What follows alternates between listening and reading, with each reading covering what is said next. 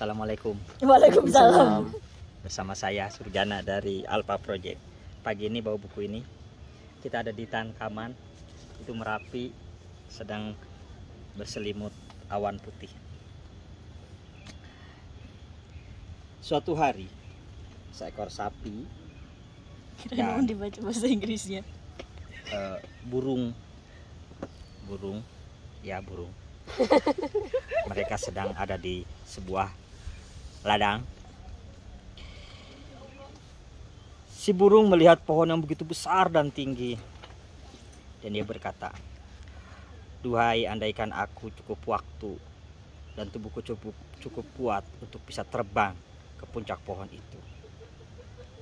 Tapi aku tidak cukup kuat sekarang untuk mengepakkan sayapku agar bisa sampai ke puncak pohon." Si sapi dengan gagahnya memberikan pandangan.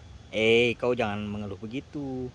Minum. Mantap. Makan saja kutu-kutu di tubuhku ini setiap hari.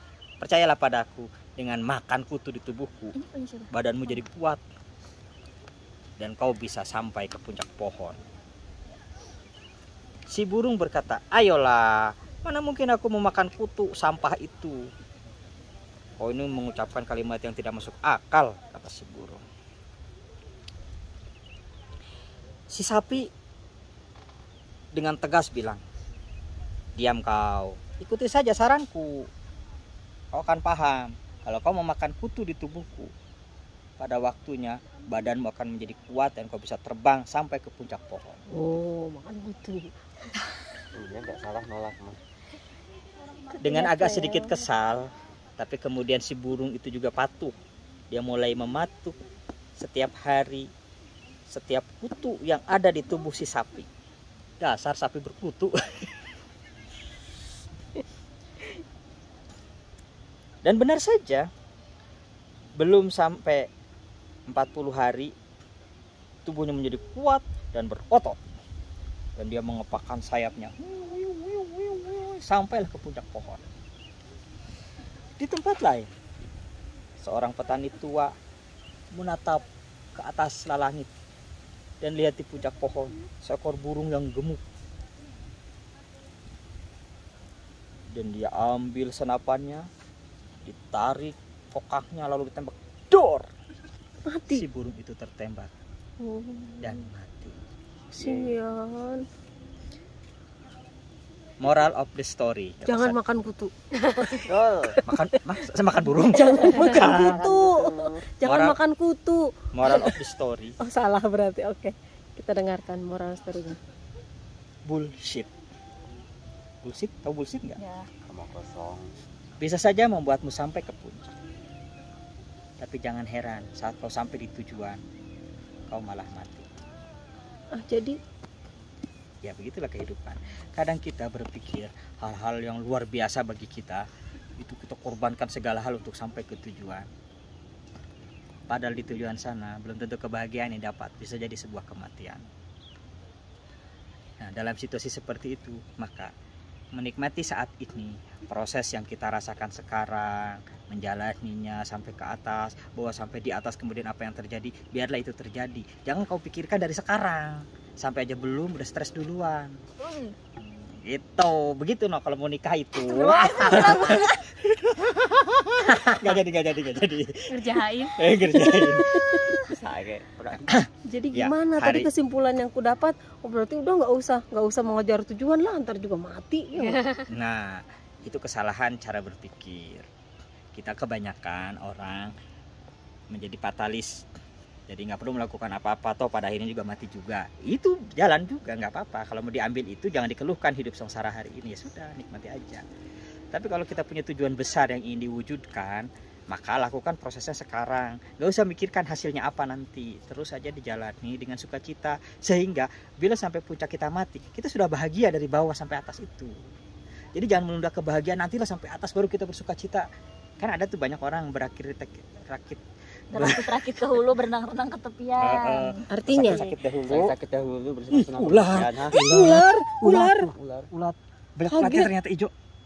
Ih, Kenapa dicium? Iya, Ih, memastikan kakak ulat. mencium ular. Bentar, ada ulat di di rambut. Ya kan ada ulat banyak kan di mana-mana. Iya. Dari pohon kan? Iya lah. Iya dari pohon. Bukan Ah, tadi dari ulat itu. pohon. Ulatnya. Yang Oke, mana? nggak apa-apa. Ada terdistraksi kita karena ulat. Oke. Pertama, miliki tujuan spesifik apa yang ingin Anda wujudkan. Yang kedua, lakukan prosesnya hingga itu terwujud. Jangan memikirkan apa yang akan terjadi selanjutnya ketika Anda menjalani proses itu. Saya bisa membandingkannya dalam literatur pikiran lain seperti yang diceritakan oleh Earl Nightingale. Gatal ternyata, Iya loh. oh tumbuh, bentol. Kata Earl Nightingale begini. Lupa tadi kalimatnya. Iya. Apa sih? Sambil menunggu kita lihat pemandangan sekitar dulu Oh ya. iya, sambil saya mengingat-ingat kalimatnya. Kok hilang ya? Apanya katanya? Hah? Apa yang hilang? Kalimatnya hilang. Kalimatnya. Oh. Kalimatnya hilang, tiba-tiba lost contact gitu. Padahal itu tadi sudah terstruktur rapi. Dimakan ingat kalimatnya apa? Apakah sudah ketemu? Tadi apa sampai tujuan? Tadi. Oh iya, ingat sekarang. Oke, ingat. Ini dalam rangka menyusun ide-ide, lalu mengambil tindakan atas ide itu dan mewujudkannya. Ide-ide ini tidak akan bisa Anda lakukan dan tidak akan pernah Anda mau kerjakan kalau Anda tidak punya tujuan spesifik yang ingin Anda wujudkan. Maka kata Earl Nightingale, tuliskan apa yang Anda mau. Bila itu uang, sebutkan angkanya. Misalnya, saya ingin menghasilkan ada monyet. Ada monyet. Ada monyet. Temenmu tah? Berdiri. Dia ngintip ada apa di sana. Tadi lanjutkan, Earl bilang apa? Oh, tadi lanjutkan. Dalam surat Pocok. misalnya Anda sudah menentukan ingin menghasilkan uang. Dicolong. Oh, dia minum haus, Shay, haus. Itu hilang dong itunya. Tutupnya jatuh ke sana. Nyat ambil dong, Nyat. Tutupnya diambil dulu. Kode. Ada Ejra dipanggil D katanya. Balik lagi cerita tadi. Iya. Misalnya Anda tentukan dulu berapa angka yang ingin Anda wujudkan. Misalnya 1 bulan 500 juta. Gak sopan. Simpan catatan itu sebagai angka 500 juta. Anda nggak usah memikirkannya lagi. Yang harus Anda lakukan selanjutnya bukan memikirkan angka 500 juta, tapi melakukan apa yang harus Anda lakukan untuk sampai ke angka 500 juta tadi. Sinilah, bisa lihat tuh monyet, kasihan orang. Monyet seru. Monyet seru. Iya, oke lanjut. Jadi misalnya di angka yang terpikir oleh teman-teman adalah dia lari. Awas ambil barang-barang, dia ngambil tasmu nanti tuh. Tasnya dipegangin deh. Misalnya saya akan mewujudkan 500 juta itu dari membuat aplikasi.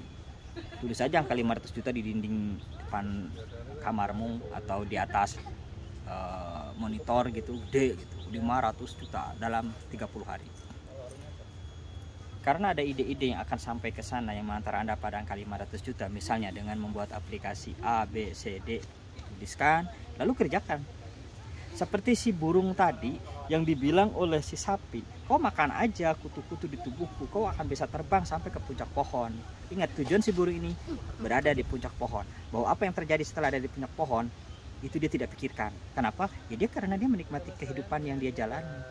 Jadi sisi positif dari cerita tadi bukan keputusasaan, tapi mati dalam posisi tertinggi kehidupan yang ingin dia capai.